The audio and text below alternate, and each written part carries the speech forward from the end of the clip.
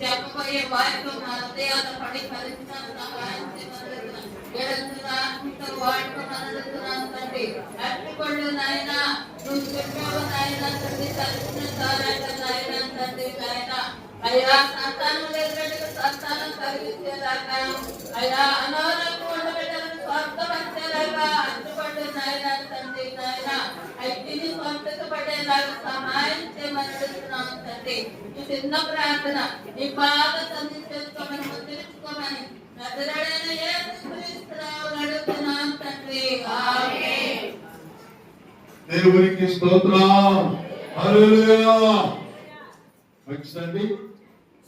ఆశ్చర్యకరమైన దేవుడు ఇలాంటి తెలుగునాడు కోరికలలో ప్రభు చేసినటువంటి దేవుని బట్టి అలాగే ప్రభుత్వంలో కూడబెట్టిన అందరూ బట్టి కూడా అతను కూడా పొందున్నారు.